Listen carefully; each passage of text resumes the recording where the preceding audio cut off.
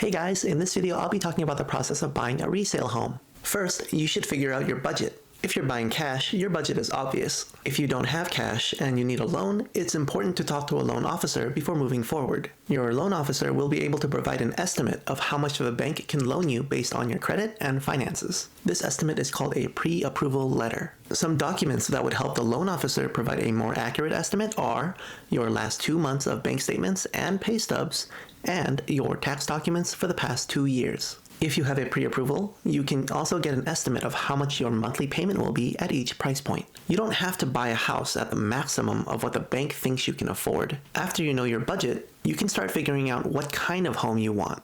Do you need a single-family home, a condo, a townhome? What's the difference? A single-family home is like a traditional house and has its own land. Condos are individually owned and are basically like apartments. And a townhome is a little more nuanced. A townhome usually has no neighbors above or below them, but usually has at least one neighbor connected on the sides. Townhomes also usually own the land that the townhome is sitting on. For simplicity, a townhome is like a house with connected neighbors attached on the sides. If you're looking to buy something with more than one unit, like a duplex or an entire apartment complex, I assume you're an investor and you don't need an explanation about these building types. Some other things you might want to figure out are, how many bedrooms do you want? Whether or not you need a den or a loft? How many garage spaces you'll need? How old of a home you're willing to live in? And what type of layout and floor plan you might want. After figuring out your budget and what type of building you need, I recommend figuring out what parts of town you would consider living in. If you're new to the city and you aren't sure where you should buy, I usually recommend a few things. First, talk to locals and your realtor. Ask them what their favorite parts of town are and why. Second, drive around those areas that they recommend and feel free to explore other areas that seem interesting to you as well. Sometimes homes in an area are cheaper and that might seem shiny to you. And when you drive around there, you might not want to live there anymore. If avoiding high crime rates is important to you, I recommend going online and using a crime map website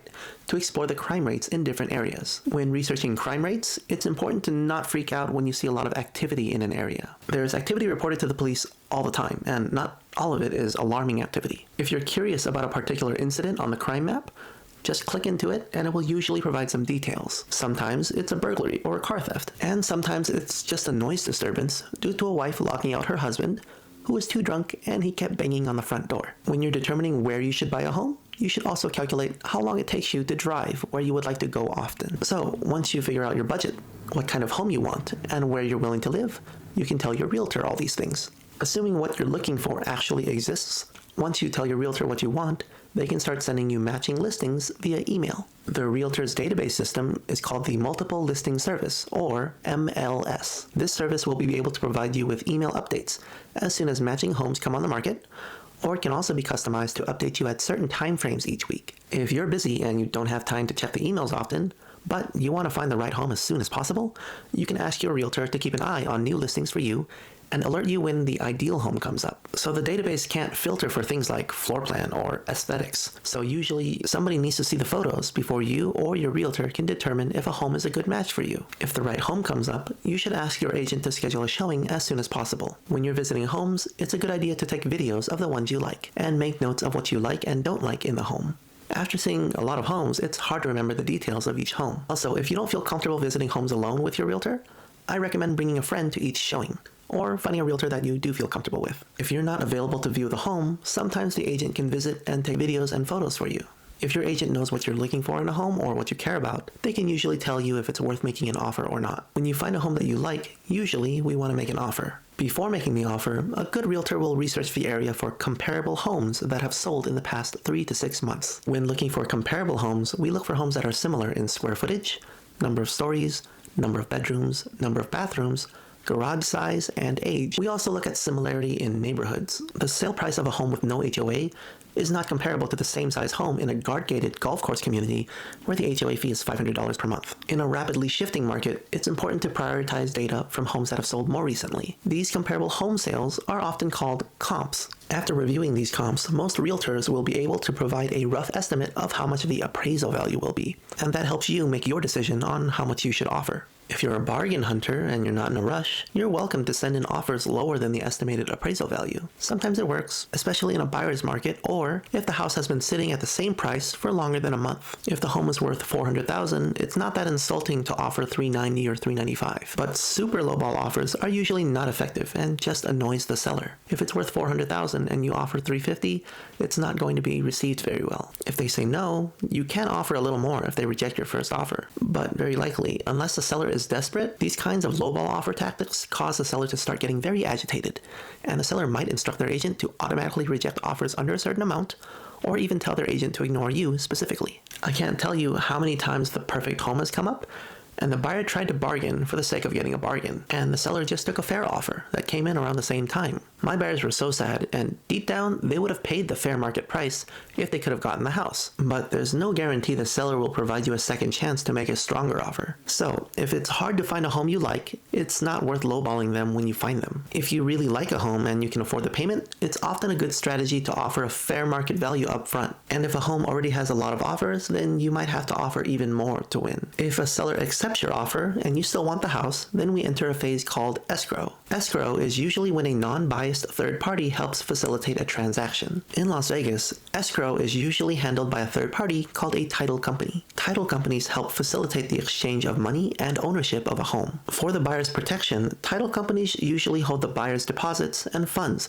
so the seller can't just take it and run off. The title company will actually check that this seller is the actual owner of the home, and make sure that the seller pays off everything they owe before the ownership is transferred to the buyer. This makes sure that the buyer is not liable for any of the seller's debts. And for the seller's protection, the title company makes sure all the money comes in before recording ownership in the buyer's name. And as soon as that's done, the title company pays off all the seller's debts that's related to the home, and then they send the seller the remainder of the money. So everybody's better protected when the title company's involved. So when we start escrow, we have something called an earnest money deposit. When we get an accepted offer on a home, the buyer usually needs to deposit funds to the title company called an earnest money deposit. On average, this earnest money deposit is between $3,000 to $5,000 for most homes. It can sometimes be more or less depending on the home. This earnest money deposit can usually be paid with a personal check, cashier's check, or wire transfer. This earnest money deposit goes towards your down payment and acts as collateral for the seller if the buyer waits too long in escrow and then decides not to buy the house.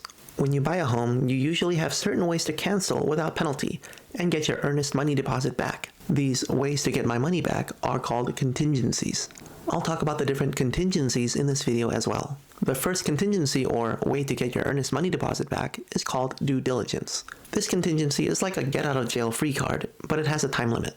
This due diligence contingency allows you to cancel for any reason. If you just aren't feeling like you want the home anymore, you can just ask your realtor to provide a written cancellation to the seller and title company, and you'll get your earnest money deposit back. In Vegas, the time limit for due diligence is usually 7 to 10 days, but it's all negotiable, and the average time limit varies in different markets. The next thing I'll talk about is something called the Seller's Real Property Disclosure, or the SRPD. This SRPD is a form filled out by the seller that discloses what the seller knows about the house so far. If they have an active leak, or if they had major repairs done, or if something's not working, it's usually in this Seller's Real Property Disclosure. If you buy the home and later it turns out the seller lied about something bad, when they clearly knew there was an issue, this disclosure form helps serve as evidence. We usually receive this Seller's Real Property Disclosure within the first day of escrow. So if something is really bad, you can cancel during due diligence before spending any money. If you're okay with the Seller's Real Property Disclosure, you'll move on to the home inspection. Since there's a limited number of days for due diligence, we try to schedule a home inspection as soon as possible. Usually, your realtor will help schedule the inspection for you with a company that they've used before and trust. So what's a home inspection? So a home inspection is when a licensed home inspector visits the home and checks for things that might be an issue. In Las Vegas, a home inspection usually costs around $400 on average for most homes. After this inspection is done, this fee is not refundable. So the home inspector is allowed to do what's called a visual inspection. In a visual inspection, it doesn't mean that they only get to look. It just means that during their testing, they can't cause damage or do stuff like rip open the walls to look behind them. The inspector tests the appliances and ensures that the water, gas, and electrical systems are working. They also look for damage in the home. This process usually takes 1 to 2 hours depending on the size of the home. The inspector will usually email us a report with photos by the next morning. Immediately after the inspection, the inspector can usually provide a walkthrough to the buyer and explain to the buyer in person what's going on with the house.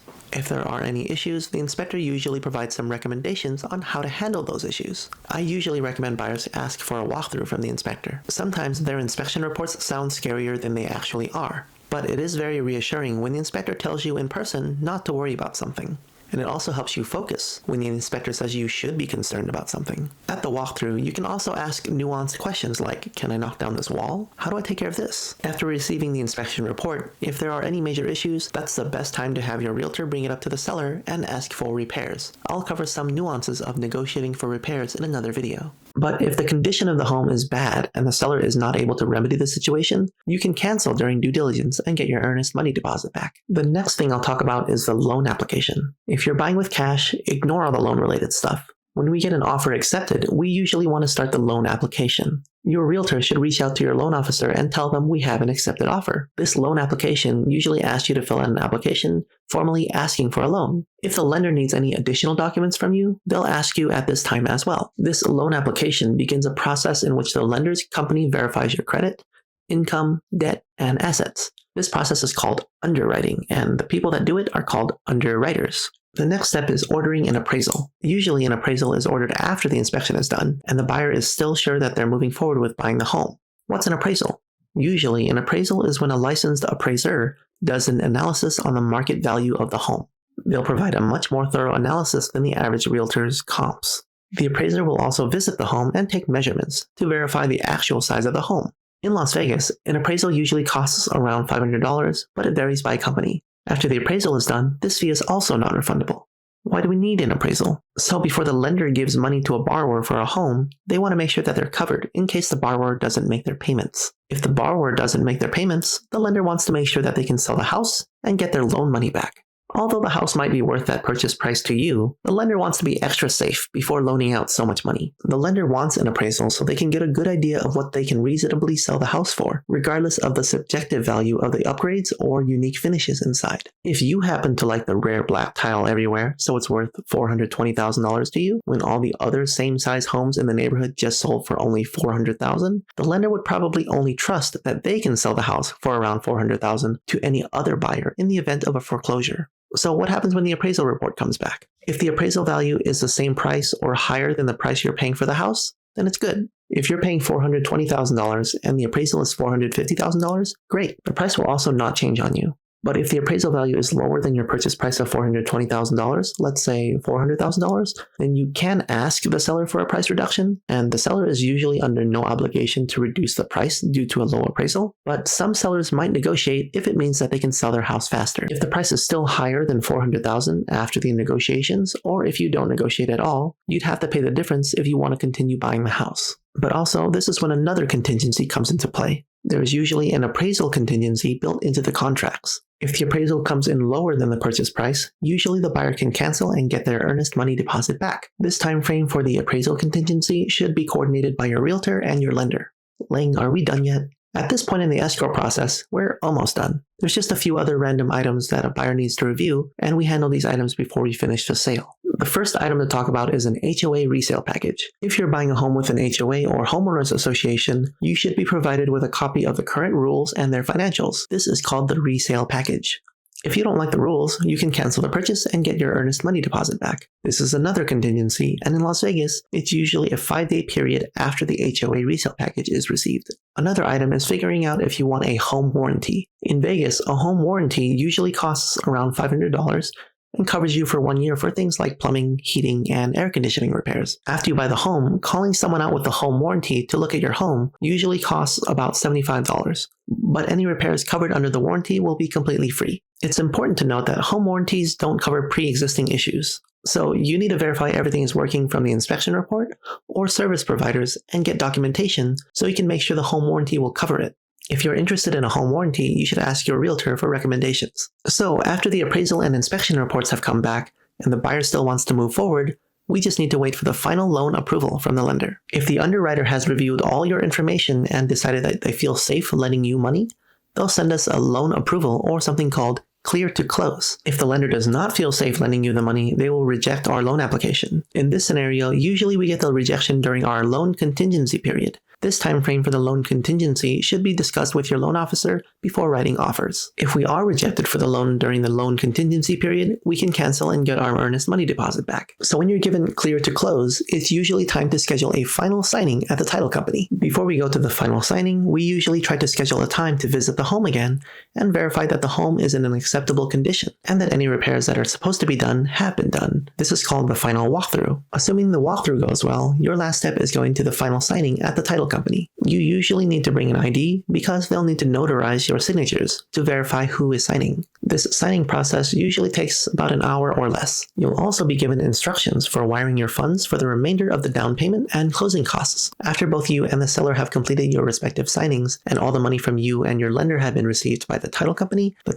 will usually send a release to record to the county assessor's office. This is an official document that the county will use to officially record the buyer as the owner of the property. Once the county has officially recorded that document into the system, the title company will email everyone and tell us, "We are recorded." At this point is when the buyer is the official owner of the home, and your realtor should reach out to provide you with keys. It's important to note that until your realtor says you are recorded, the loan process is not over. Why is this important? This means that if you go out and buy a car or sofa or appliance on credit, and your monthly debt payments go up $500, that new debt can still affect your loan approval. Before you are recorded as the official owner of the home, it's important to talk to your loan officer before you open any new credit cards or take out any new loans. I'll talk more about how your debt affects your loans in another video. So what happens after closing? You should first make sure that your utilities are scheduled to be in your name. If you want your utilities working as soon as possible, I recommend you start coordinating these utilities as soon as you schedule the final signing and are provided with an estimated day that you'll receive the keys. Power, gas, water, trash, sewer, and internet are the most common utilities that you should set up. Condos usually have their sewer, water, and trash bill covered by their HOA fee. In addition to setting up utilities before moving in, you should also review the contact and payment details from your mortgage company